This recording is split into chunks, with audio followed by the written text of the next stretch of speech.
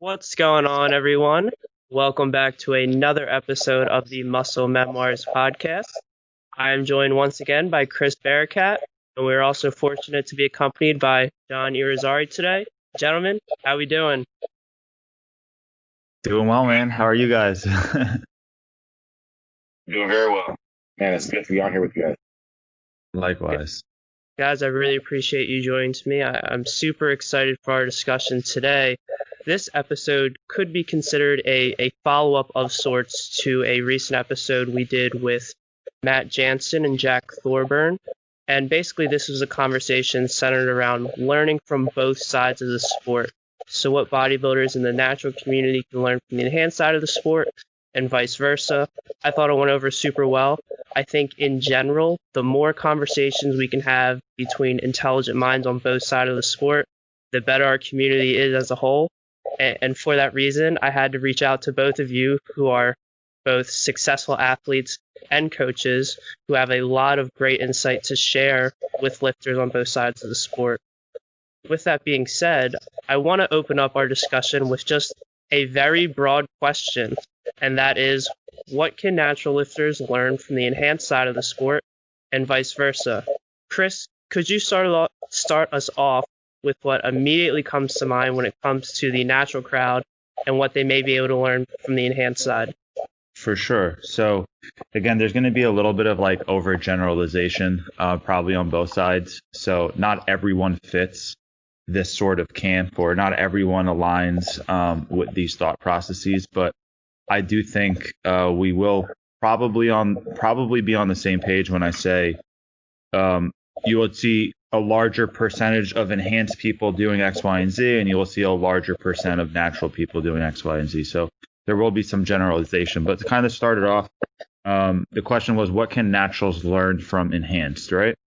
So what I think has happened over the last 8 to 10 years in the natural bodybuilding space is, as we've tried to become more evidence-based and as we've tried to utilize scientific research to validate our processes, whether it's training and or nutrition, we've become less meticulous with what we're doing, and we're saying that these variables don't really matter as much. So some of those variables would be something like nutrient timing or meal frequency.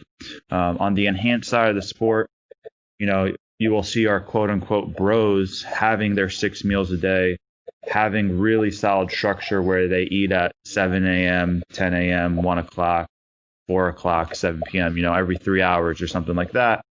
Whereas a lot of natural lifters will say, as long as I get my protein in and I hit my macros and my calories, it doesn't really matter. And the truth of the matter is it does make a difference over the long term once you start adding these things up. So, just because you may see a research study that didn't find a significant difference, it's really important to ask, what demographic was that in? Was that in overweight and obese individuals? Were they even resistance training? How long was the study for? You might not see significant changes in 4 weeks, but you might see significant changes in 12 weeks or 16 weeks. So I think that is one thing I will say right off the bat. A lot of natural athletes are a bit too flexible, in my opinion. They're very focused on just hitting protein targets and hitting calories, and they're not optimizing their nutritional approach. Fantastic. And Jon, I know you coach a wide variety of athletes, so I would like your take on this as well in regards to what the natural side of the sport can learn from the enhanced. And then also in your response, we could probably start transitioning to the other side of the fence. So what the enhanced crowd can learn from the natural crowd. Man. All right. So I feel like Chris really, really hit the nail on the head there. He really articulated both sides pretty to the point. I feel because even though like the bros, they're going to be very, very meticulous with the 6 meals a day.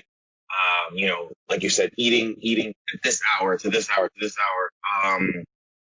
And then as like you said, with the natural, and that is something that I have picked up with a lot of natural athletes, that they do feel that, and then you'll hear it all the time too, because it's like, science this, and don't hate to name drop, but there was like a couple people from back then that I feel used to talk about it. Was like Matt Ogus was a big one that was like really big on that and not really talking about necessarily like meal timing and things of that nature. So I feel like what can a natural athlete learn from I guess you could say the enhanced side of how we tend to kind of work on things is again, Chris did hit the nail on it, was that even though, like he said, you have to look at what the science was being worked on as far as the individuals, because I know from my own experience, I guess you can call this anecdotal, is that meal timing does have to play an impact on your performance, especially when you're getting up to the higher levels of training. You have to be able to really time your food out, especially because I mean, if you miss time a meal prior to training, then that'll actually pretty much dictate the type of energy that you have, the amount of push that you'll have during your training. And then, of course, I guess you could say with the post-workout nutrition is not necessarily as important. We can have a little bit of leeway there when it comes to like when we have that post-workout meal. But I really think like the pre and intra nutrition is really, really vital when it comes to overall performance. Because like he was mentioning, as far as like a lot of the times they're truly like a natural athlete is going to be focused more on just the numbers where, and I know that Chris and I really, really agree on this, is that we also like to focus on the micronutrients as well and getting a lot of, nutrient dense foods into the daily nutrition. Fantastic. I think one of the main points here, and something that I'm quite opposed to that is growing, and which both of you touched on, it is this nihilistic culture within the natural community. And I think it's a fine balance, because to a lot of people it is freeing to know that perhaps nutrient timing isn't as big of a deal as we might have thought in the past, and that they do have a little bit more wiggle room with their daily approach. But at the end of the day, what are your goals in this sport? What are you trying to achieve? And if that goal is to maximize the process, to maximize your genetic potential and put on the most amount of muscle possible, it doesn't really matter if you're getting an extra 0.5% or if you're getting a whole 5% difference. These are boxes that you want to be checking, and for whatever reason that is transitioned into this point where we want to forget about the details. We want to forget about, this finite structure and obsessing over every little thing. And again, while it might be freeing to some, I think to others who take this a bit more seriously, it's not the best change in events for our sport. Yeah, for sure. There's definitely a couple things I want to add too, because there's a reason why this has occurred, and I understand it kind of is justified, but it got taken too far. It got taken out of context. So there is a hierarchy of importance. Your calories do matter more than how many meals you're eating. Your macronutrients do matter more than how many meals you're eating. So I think, like, I'm super tight with Matt Ogus, and I know back in the day, he was really focused on getting more general weightlifters to achieve better results by making sure that the hierarchy of importance was in check. So this is something that you'll see is if you ask a bro bodybuilder, hey man, how many calories are you consuming and what are your macros? They literally might say, I have no idea. I'm just following this meal plan at 6 meals a day. That's not good by any means, because step 1 and step 2 is you need to put yourself in a position where your calories are in line with your goal. Are you trying to maintain, gain, or lose?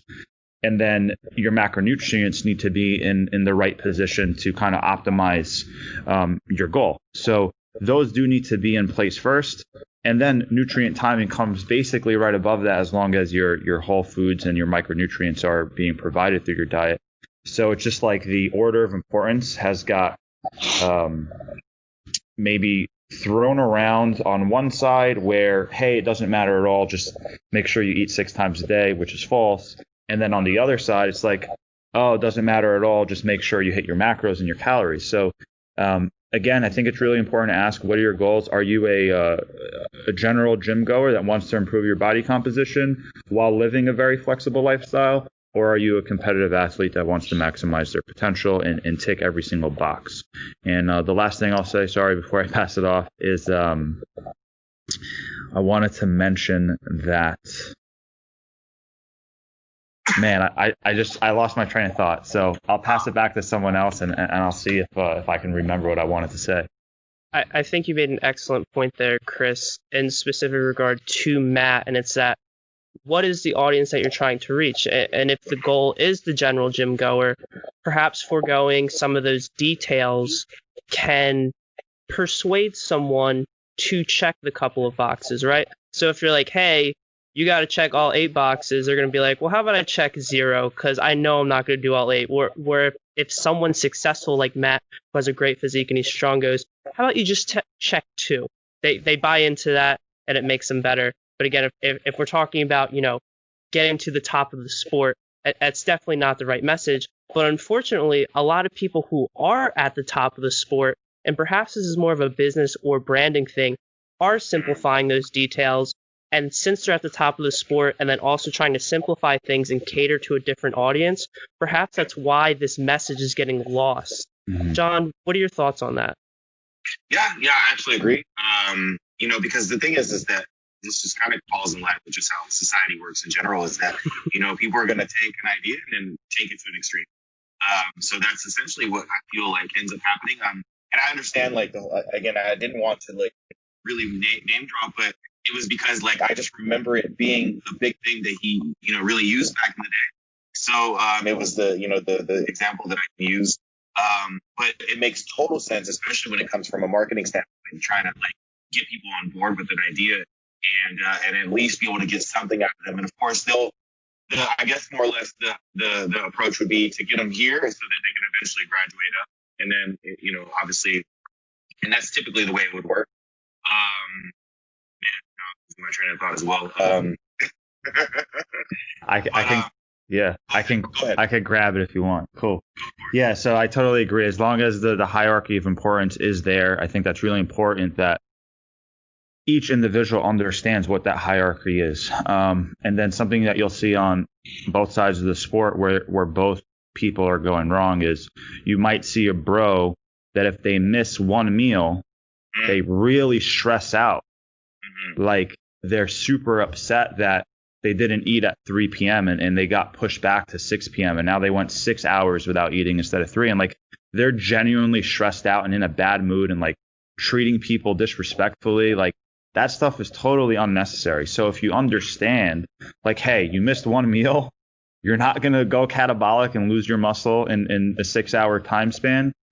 Maybe just consume a little bit more protein in your next meal, get your calories in. By the end of the day, you'll be fine. So I think it's important to understand that. And then on the other side, it's I'm just going to be as flexible as I want. And I don't know, I'm going to do intermittent fasting and get 180 grams of protein in 2 feedings. Well, that's not optimal for growth. Or muscle retention. So it's you have to be honest with the approach you're taking and, don't say that something is optimal if it's not. Say, hey, this gives me the results I want. Maybe I'm getting 80% of the results rather than 100, and I'm cool with that because it allows me a lot more flexibility. But just don't say that this is just as good as another method if it isn't. Yeah, I couldn't agree more with that. Again, we are generalizing here, but something you mentioned, Chris, is that there are many on the enhanced side of the sport who get referred to as bros, and you mentioned some common nutrition strategies, and that is eating 6 meals a day, but not really having any awareness about calories or the macronutrient distribution of their diet. In terms of this population, John, maybe outside of those aspects of nutrition, perhaps maybe touching on the training side of things, do you think there's anything in particular that the enhanced crowd has to learn from the natural community, or the natural community seems to be doing a better job of at this point in time? Yeah, so I actually feel like they're starting to catch up because I feel like when I first got involved in bodybuilding in general, it was more so just catching a pump and just training and basically just annihilating a muscle group. And it's if you're if you're walking, like let's use legs as an example. If you can actually walk when you're leaving, then you didn't train hard enough. That whole mindset, where now I feel like, guys like Chris obviously putting together his program and really being able to like really focus on, progression through lifting and essentially, using progressive overload, principles in that manner. I feel like that's what's starting to pick up. You have guys like Jordan Peters, for example, using his own method. And that's where like I find this is interesting now, because now we have that where, Joe Bennett, hypertrophy coach, with their own just different methods and ways of going about training and being able to say, well, at least figure out like, okay, this way is, gaining is optimal for this manner. And, Jordan Peters, up and coming, that's one thing that, I've noticed he's kind of gone is like almost like an old school approach of like Dorian Yates, a bit of that, but still with the mindset of progressive overload and trying to, one up, with the previous and, focusing on logbooks and stuff. I don't know how you run yours, Chris, but I know that you do focus on your progressive overload and building through different phases and stuff.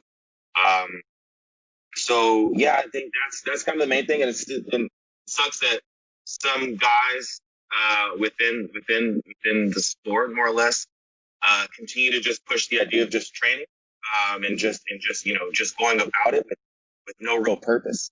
And I feel like it's where you see like guys just only reach a certain point with their physique and don't make any progression beyond that, because it's only going to allow your body to kind of get to a certain. And I feel like that's where, like, I can use myself as an example, is that like I always continue to build through my lifting, and as I've gotten stronger, I've noticed that I've been able to retain more muscle and build more muscle, along with obviously making sure that my calories have been in check. John, I think that's a fantastic point, and something I've become increasingly surprised at when I listen to podcasts, primarily from athletes on the other side of the sport, and they'll be interviewing other athletes, and they'll ask them about their training, and they'll say, so what kind of approach do you follow? And then they'll reply that their specific approach utilizes progressive overload. And I'm always a little dumbfounded. I'm like, what do you mean? Like, does not every solid training program revolve around the idea of progressive overload? But I think there are many who it's not a fact, that they do just go in, they try to get a pump. There's not much rationale behind exactly what they're doing. Chris, any thoughts to add on this matter? Yeah, no, I totally agree with both of you guys and what John said. I think the enhanced side of the sport's catching up.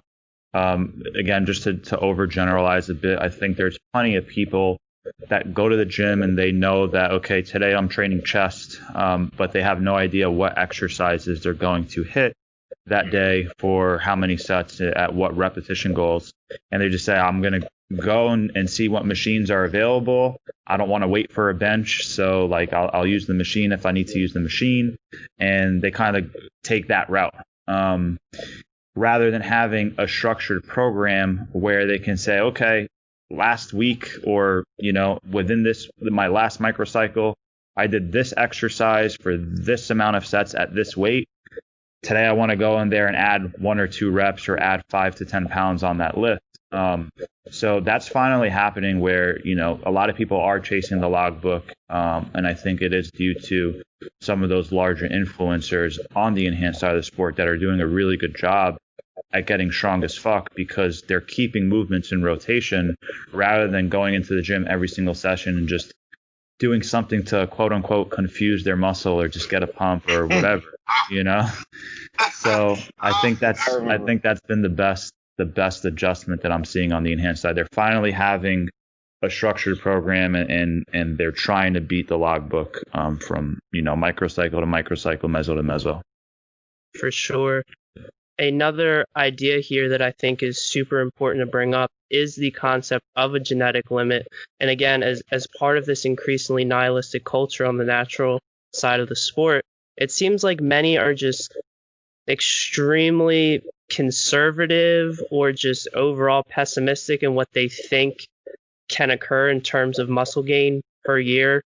You'll see for advanced athletes that many will say, well, you're lucky if you gain maybe a pound of muscle in a year as an advanced athlete. Whereas I think those on the enhanced side of the sport, they don't see any limit. And I think there's a true benefit to that in terms of your motivation to train, your motivation to follow a strict diet. If you know that everything you do can contribute to a much greater return on investment, that's going to result in greater adherence. Whereas if you think, well, I can check all these boxes, but it doesn't matter because I'll still only gain a pound of muscle at most, that defeatist mindset is definitely not productive in terms of what you're doing with your physique. So I'll throw this idea over to you guys. Chris, on the natural side of the sport and what you're seeing in terms of this mindset and the genetic limit, what have you been seeing? What is your view of the general attitude towards this idea? And then perhaps touch on some science here in regards to what you've seen in the lab and how much muscle an advanced athlete can grow, and what are true, realistic expectations when it comes to this. Yeah, sure. I'll start it off. So there definitely is a huge individual variance. Some people grow at a much faster rate. Some people have much more overall potential from the day they start lifting to the day that they actually, I don't want to say reach their maximum potential, but get so darn close to it, because once you do get there, it's that asymptote that like you are making marginal progress once you really start tapping into your fullest potential. But yeah, there has been a very pessimistic mindset behind it. And this is something I just mentioned on another podcast.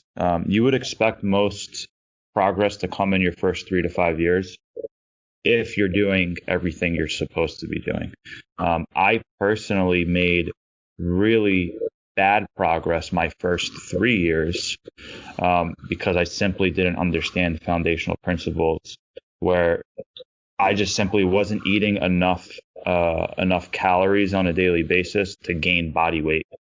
And I was already very lean. So how am I going to build muscle if I'm not eating enough calories to support the muscle building process? And if I don't have any, not any, but I don't have a lot of body fat to tap into to kind of help fuel that process.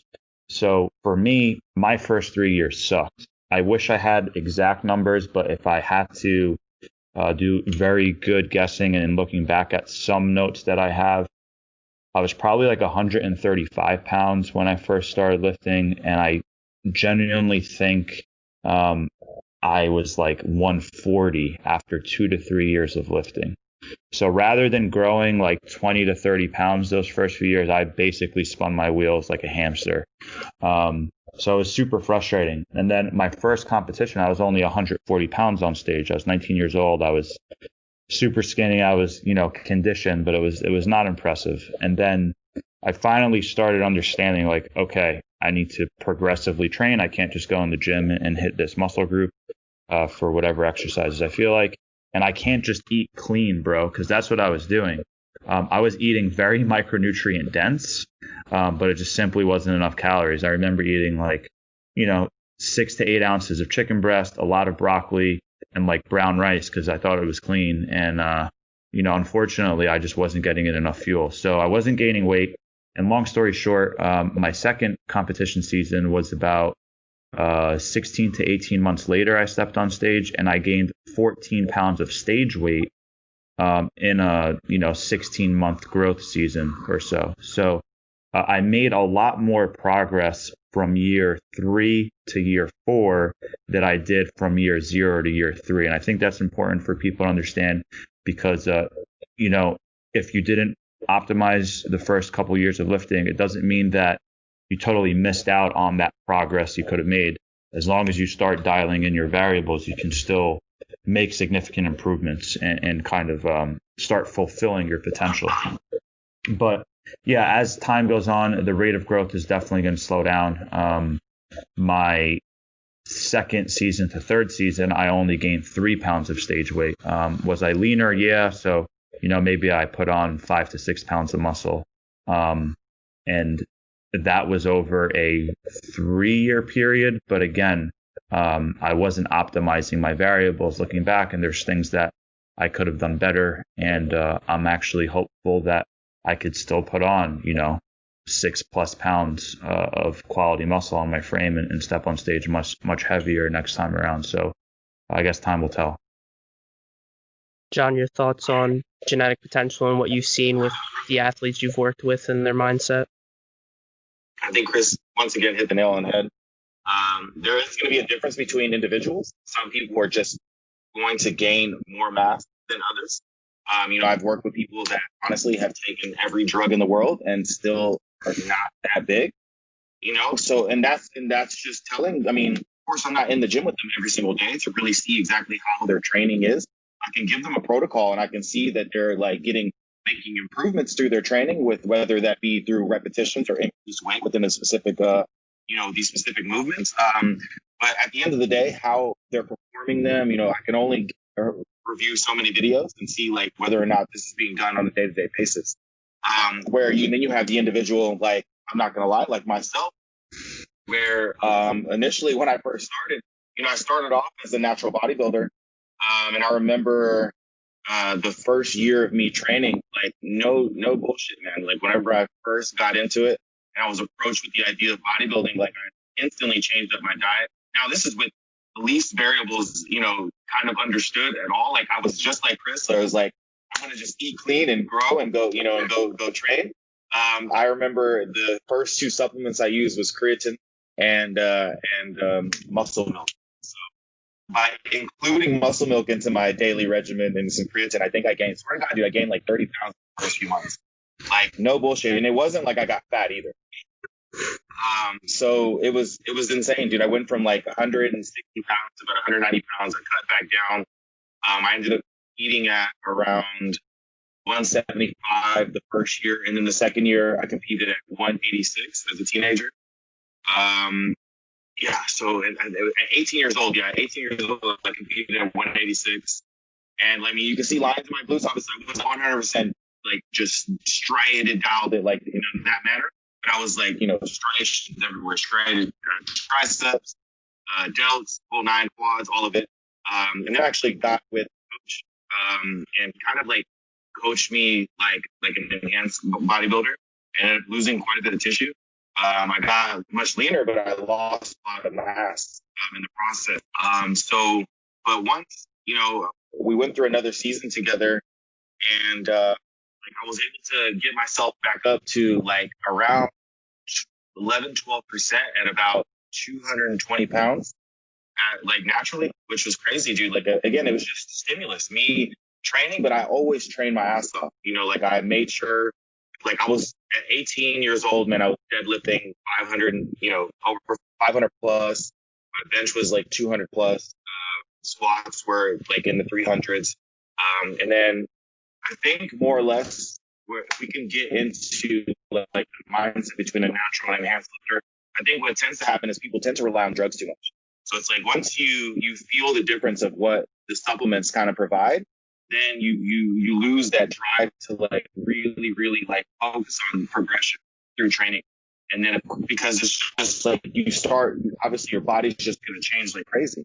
But now, and then someone like me, where I have the mindset to just train hard anyways, will obviously reap the benefits of it. But then there gets that limit. And then those that continue to have like a mindset like Chris, for example, where he's continuing to have the little variables that continue to make the smallest differences. And even though he said he only gained like say 3 pounds, but his physique, progressed tremendously. You can see there was a lot more muscle growth. There's different areas to his physique that had, been brought up, like, especially like I remember looking at your pictures like back, seeing the width of your back, just the detail and everything. And that's that. I'm kind of losing it here. I'm going off in tangents here, but you're going to see that now. As far as like what Chris was mentioning, that is there a slow approach, like as far as like with over time, is it going to slow down? Sure. But I think if we continue to work on those small details, like Chris was saying, then I don't think we really tend to lose it. Of course, like as a natural athlete, it's not going to be as great. But now as we're seeing this, some of these guys that are enhanced, that have began to focus on the training and focus on the overall progression and building through these lifts, and not doing a different workout every single time they go into the gym. We're starting to see that they're almost like it's almost the potential to put on size can be, man, almost astronomical. I can just use myself as an example. It's like where no no matter what, even with like drug use, because I'm not like I've kept it quite small over the last few years just for my own personal preference. I've still been able to maintain a bigger physique, but that's because I focus on, building through the progression of my lifting and allowing myself to make, whether, even if like, let's say for a specific movement, I don't want to go up in weight, then I'm going to make that weight harder. I'm going to slow down the rep, a little bit more time under tension, do some cluster sets and things of that nature so that I can still build overall reps within the period. But yeah, I hope I'm doing well here covering. Awesome insight, John, truly. And I love the stark contrast in the beginning of both of your bodybuilding careers. It is super interesting, and it does paint a very distinct picture on the role of genetics in the sport and ultimately how that changes our outcomes. To pose a more specific question about this topic at both of you, do you think there is a genetic ceiling? And furthermore, are we going to hit that ceiling faster by utilizing optimal training and nutrition strategies? Or are we just going to get to a point where we're going to kind of hit a ceiling, but it's always going to incrementally go up a little bit, and we just have to put in more work, and we're going to get a smaller investment on that work? Because I don't think there's anything in the literature that could support that, after 3 to 5 years, you might make most of your gains, but there doesn't seem to be a point where you're just going to have a hard stop in your gains. Yet I've seen some people propose that, well, optimal training nutrition strategies just get you there faster. So, this isn't a sprint, it's a marathon. Don't worry about optimal because you're just going to hit the ceiling at some point anyway. Chris, your thoughts on that rationale? Sure. Yeah, I think if you are utilizing, the best protocols possible early on in your career, you're going to make faster progress. So you can get closer to your quote unquote genetic ceiling at a younger age. I absolutely believe that, right? So like if I didn't have a very poor first 3 years, my year 3 to year 4 wouldn't have been as exponential as it was because I would have already made those gains earlier on. So I do think if you kind of nail it right off the bat, you are going to kind of sprint right off the start line and just make more progress initially, and then it will slow down. I just hate being pessimistic. Is there a ceiling? I mean, yeah, like to a certain extent, let's just look at the best natural bodybuilders in the world. If let's just say they reached their potential, around 30 years old or 32 years old is when they won a world title or something like that, and then they compete another 8 years, their stage weight really doesn't change that much. So they're not putting on tons of muscle after that point. But they do look better and better over time because they're getting a little bit more conditioned. Their muscle maturity looks a little bit different. So they have a denser, grainier look, a harder look to the muscle. Their skin literally does get like a little bit thinner. So all of those things play a role, and your physique will change, but you're not going to be putting on slabs of muscle like you were when you were younger or earlier on in your career. So, I mean, there is a truth to that, but I feel like so many people are very far away from their genetic potential, and then they're just pulling that card out like, I have shit genetics, or like, this is the best I got. And it's like, you're probably being a little bitch, but Yeah. I'm gonna agree. Like as far as like what you said, there being a push, and then of course it'll slow down. But I don't think that there really is a genetic potential, man. I actually think that we can continue to make progress if we take care of our bodies. And I feel like that's the major key. Is like for me, for example, one thing I found that helped me tremendously, man, is getting like work, getting massages, getting grass work, cupping, things like that, to help the soft tissue and help alleviate some of the issues that I may, kind of like get along the way as I'm pushing. Because the more we push, obviously, the more likely we can eventually like cause an injury of some kind if we're not stretching and doing the little things. And I think that's where we could have a limit per se. But I think like I said, is if we do take care of our bodies and focus on all the small stuff, I think that we can continue to make progress and it'll continue to push. like this guy, like you're saying, let's say a world champion in natural bodybuilding, where they may have slowed down. Was it a reason because maybe their training stalled up and it didn't really focus on being able to get stronger and be better in those aspects? Of course, as they continue to train, because they still train through the years, the muscle maturity has improved.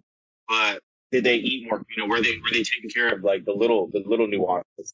And that's where I like kind of with the enhanced side is like you can really see, like, I'll use Brandon Curry as one of the biggest. He competed for a very long time. I mean, had all the genetic potential in the world, right? But you see that he was like, he limited himself, whether that be, things that were happening with his own personal life, or whatever factors caused him to not really be able to maximize himself. And then all of a sudden he goes to, Oxygen Gym. He gets a hold of this anabolic chicken, man. And then all of a sudden, he just turns into a freak. What did they do differently? That he was able to do in the last 3 years, as opposed to the first 8 years of his program, and yeah. So it's like, now I've just seen him, just continue to just pack on more and more size. Yeah. Maybe we can also use the same kind of idea that like maybe he wasn't doing things the right way those first 8 years, and his genetics were able to just get him through to that certain extent to where now they've been able to change the small stuff, right? So it's like, maybe there is, but I don't really think so. Even with the natural guys, I don't think so either. Yeah, it's interesting. I mean, obviously someone like Brandon, his genetics were insane. I saw he posted a photo of his first competition. He might have been like 17 to 19, obviously 100% natural at the time, and he had more muscle on his frame than I'll ever build. Like, I don't want to be pessimistic, but he probably had more muscle on his frame than I'll ever build in my life at like 19 years old. But at the same time, like, people need to realize, like, when you look at other sports, this is something that frustrates me about the fitness industry as a whole. If you look at other sports, you have your LeBron Jameses, you have your Michael Phelpses. That's like one human being in the entire world. And like, we acknowledge that. Like, there aren't a lot of LeBron Jameses, there aren't a lot of Mike Phelpses, but when you see someone like Phil Heath or Brandon Curry, like, they're literally 1 in a million. Like, it's just, they're that elite. So, and then on the natural side of the sport, right? Like, if you look at these people winning world championships, just because you can't achieve that level of, muscularity as a natural yourself does not mean that person's not natural. Like, and that's super frustrating, right? Because there are just genetic freaks out there. I can't jump like LeBron James, but I don't say like, oh, he's not natty because I can't jump like him. Like, it's ridiculous, right? Yeah. So to go off the way you put it, Chris, we only have one LeBron James, but we also have players in the league, maybe like Steve Nash at one point when he played, and he doesn't have the same gifts that LeBron does, but at the end of the day, they were both in the NBA. You might not be able to win a world championship in bodybuilding, but you can be a very successful bodybuilder, even if your genetics, aren't the best. And I think that's important for people to remember. So rather than saying, well, I'm not going to tick all the boxes because I'll never be the best, well, why don't you tick every box so you can be the best you? Absolutely. And that's when you need to ask yourself, why are you even involved in the sport? It's good to have some sort of competitive nature. And if you do have the genetics to be, one of the best in the world, then more power to you. Like, go ahead and chase that. But at the end of the day, we should be chasing our best potential. So if for me, that's, being semi-competitive on a natural pro stage, that's awesome.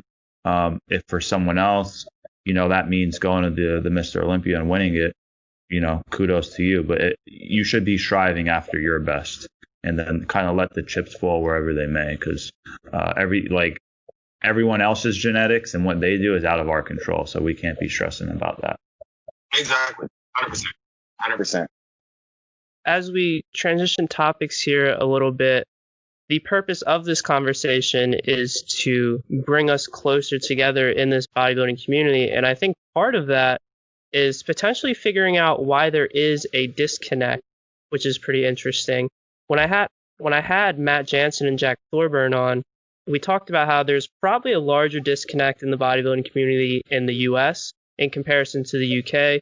John, you brought up Jordan Peters, who is doing a great job over there of connecting these communities. He's working with athletes like AJ Morris. And in this conversation, both Matt and Jack agreed that perhaps some of this disconnect stems from when If It Fits Your Macros started to surge in popularity and the personalities that came with it.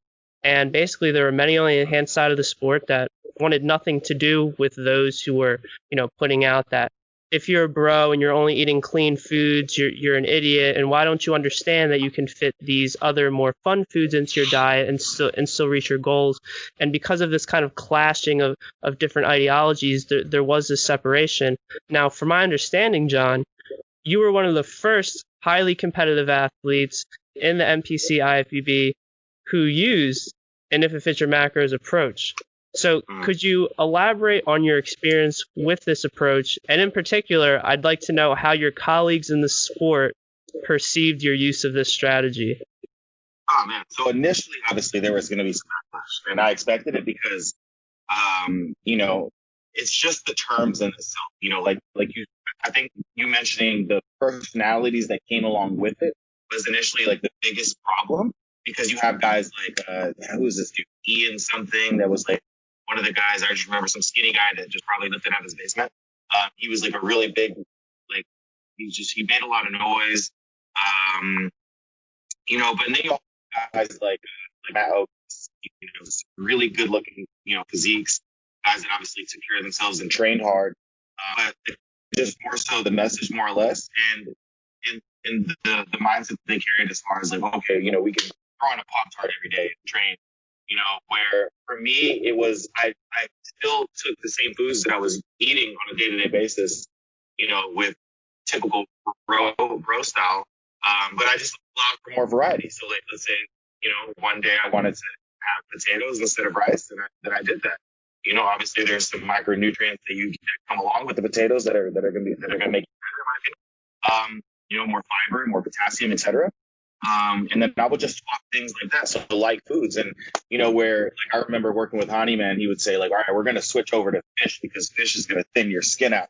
And I'm like, but the reality is that fish just has, white fish is going to have less fat, per ounce. And like for me, like, there is no difference. And I would go back. I would use, chicken, turkey, seafood, etc.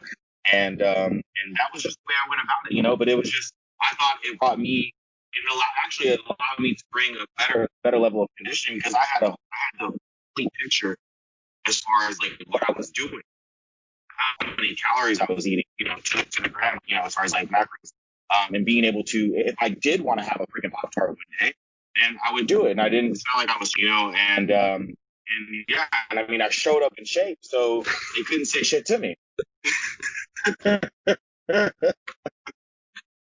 But yeah, it definitely brought backlash. But I think after I showed up to nationals, looking better than I had years prior, they were, a lot of them were intrigued, and I feel like that's where I'm not gonna say that I was like the only person, but I think it definitely brought some more traction to the site, and people actually starting to really pay attention to what they're actually doing instead of following a meal plan. Yeah, John, I totally agree. You definitely made some noise by doing that. Chris, you mentioned how early in your career that you found that basically your energy needs were pretty high when it came to gaining weight, building muscle, and that you had to branch outside of the quote-unquote clean foods in order to make this happen. I'm not sure exactly where your diet stands now, but from what I have seen on Instagram, you are pretty diligent in structure when it comes to your nutrition in regards to prepping your meals, making sure that your meals are micronutrient dense, eating at regular intervals throughout the day. Could you touch on some things regarding If It Fits Your Macros, maybe some potential misconceptions, or how this can actually be a downfall in some ways for some people, though it has been a freeing concept in the fact that you can have a more diverse diet and still achieve your goals? Yeah, absolutely. So it's interesting because like what John pointed out, I'm going to go on a little side tangent and then get back to it, but I was so hyped to see John go to nationals, bring a sick physique, and utilize that approach. And I felt like a lot of people in the natural bodybuilding community were like cheering this guy on, like clapping it up. Like we were hyped. Like I remember other people on our side were sharing, his prep and his results. And it was just really cool to see that. But the important thing is Jon understood calories and macronutrients within his meal plan. So he had the ability to swap out when needed. So in 2011, I used a very clean eating approach while contest prepping, but I still understood my macronutrients. I just didn't really stray away from the meal plan. In 2013, I was more of an IIFYM, dieter in the sense I was fitting in funner foods more frequently. Did it negatively impact me? No, not really. But was it optimal? No, it wasn't optimal. And then in 2017, I think I did a much better job. So if I'm ever being 100% meticulous, I'm going to track my calories, track my macros, but I am still going to eat in a very structured manner, because to me, that's the bodybuilding lifestyle. It's just that we understand what our calories and our macros are. And when we want to flip-flop, we can. When we want to swap out a food source, we can. But to be honest with you and everyone listening, over the past 3 years in my improvement season, I've been very intuitively eating. I haven't been tracking to the T.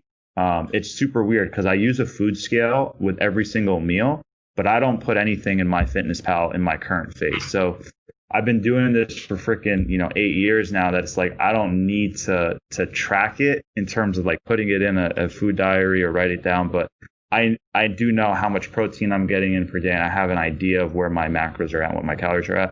So in this phase, I've been more flexible. But if I'm going to contest prep, I mean, everything's going to be to the gram and to the T, and everything's going to be weighed out. So yeah, when Jon did that, it was just super cool to see someone on that side of the sport take it to that level. And I unfortunately forget the name, but there was a Mr. Olympia competitor back in the day who's an absolute legend. And all I recall is that he fit in like Haagen-Dazs ice cream into his contest prep on the regular. And, to me, he was one of the OGs that understood calories and the laws of thermodynamics. And he would step on the Olympia stage doing that. Like, this is back in the 70s or 80s. So I thought that was super cool to read about. But unfortunately, I tried looking it up on Google while y'all were chatting, but I couldn't pull up his name. So this kind of falls into place where I feel like it's like a 3-step process that we kind of get to when it comes to like understanding your food and your overall nutrition.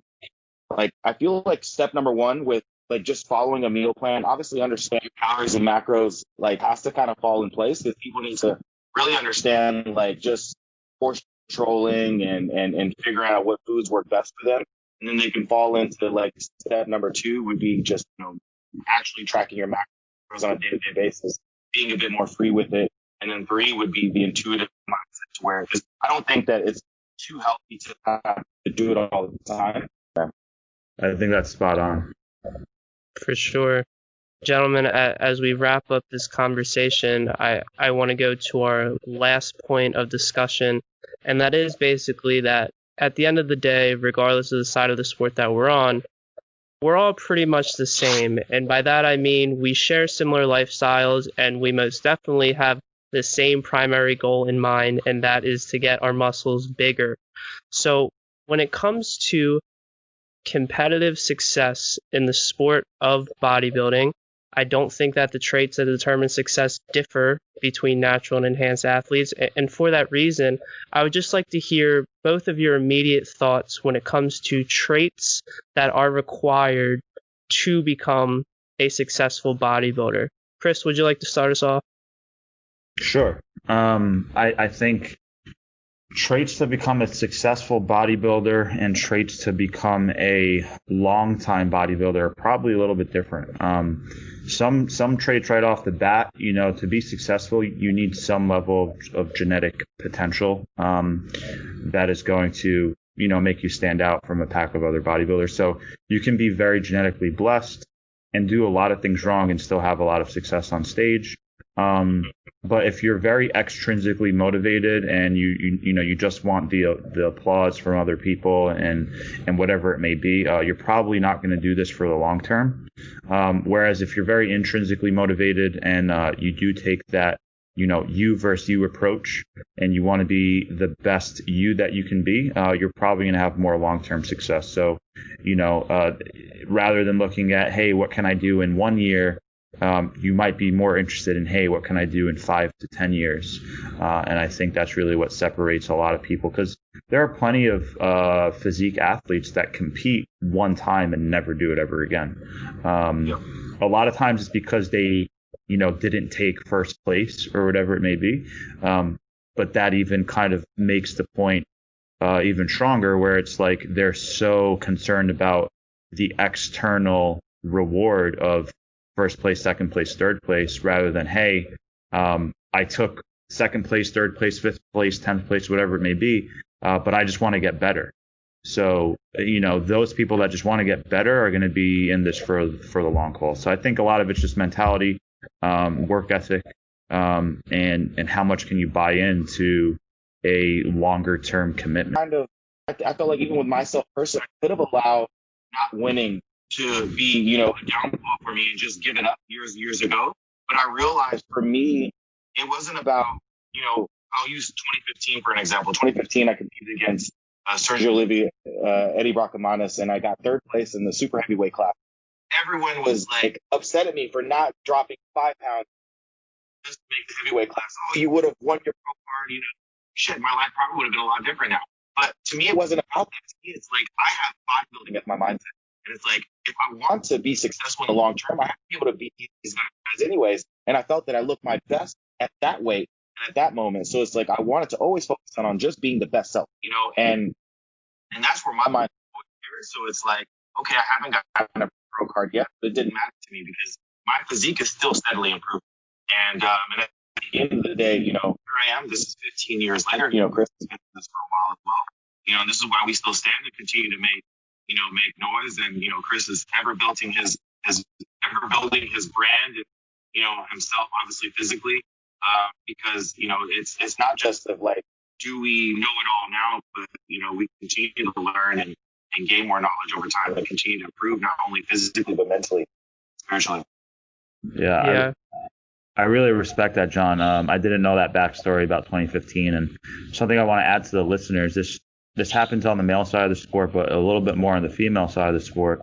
A lot of people start chasing a physique that is actually molded and dictated by others' opinions.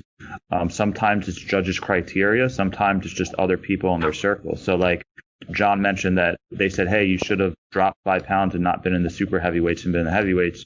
But John put his middle finger up and said, hey, well, I like how I look at super heavyweights and I feel like I look my best 5 pounds heavier. Right now you see some people, that are going from classic physique to 212. And if that's their personal decision, awesome.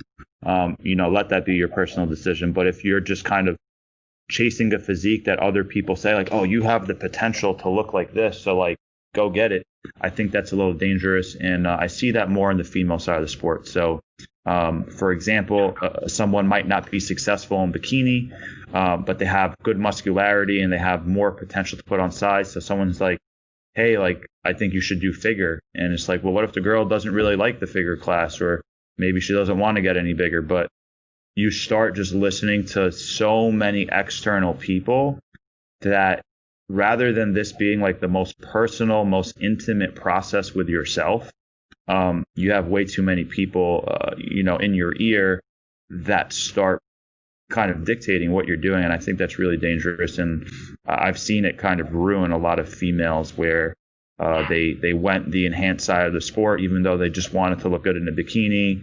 And now, they have hormonal and health problems and their voice changed. And they're like, what the fuck did I do? I was only like 21 years old. And I just feel really bad for them. You know what I'm saying? It could literally like negatively impact your ability to have a baby. Like all that stuff is that's lifetime shit. You're trying to like chase a trophy, whether it's like a regional show or a national show. Like it's just stupid at the end of the day. Yeah, I couldn't agree more. I think at the end of the day, this kind of tells a story in that if you are bodybuilding, there better be some intrinsic motivation there, and you better love every step of the process, because bodybuilding really is a full-time job. I think to be successful, it has to be part of who you are deep down, because otherwise everything you eat revolves around this sport, and then your training, and then even what you're doing outside of the gym and trying to improve your recovery. It really is a full-time job, and if you're not focused on being the best you possible, then this investment doesn't make the most sense, especially when we consider contest prep. Why would you want to starve yourself and experience all of these negative repercussions? And Chris, like you said, a lot of people compete once and they don't come back. And I think the reason for that is bodybuilding is not really part of who they are. They just like the idea of the pictures on stage and the finished product. In regards to how this can affect your perception of your physique, I think females are definitely way more impacted by this than males. But also what comes to mind, as you guys both touched on this, is that perhaps males are being more impacted potentially by the inclusion of classic physique. I think there's like this growing fascination with wanting to be classic, and it's the cool thing now, and you know, not everyone's genetically suited to it or this and that, and I think this can potentially generate more negative feelings about how someone looks because classic is the cool thing, and they want that to be them and their class that they compete in. Yeah. I agree with that, and there's a couple things I want to say before we wrap it up, because I feel like it's paramount if we're having an enhanced first natural discussion. The first thing that comes to mind while we're on this topic, I actually think, and I'm not really deeply involved on the enhanced side of the sport. A lot of it's observational. I have a lot of friends on that side of the sport, but I don't know too much about it. I will say that I believe a lot of enhanced athletes, including males, actually have significantly worse body dysmorphia compared to natural male bodybuilders.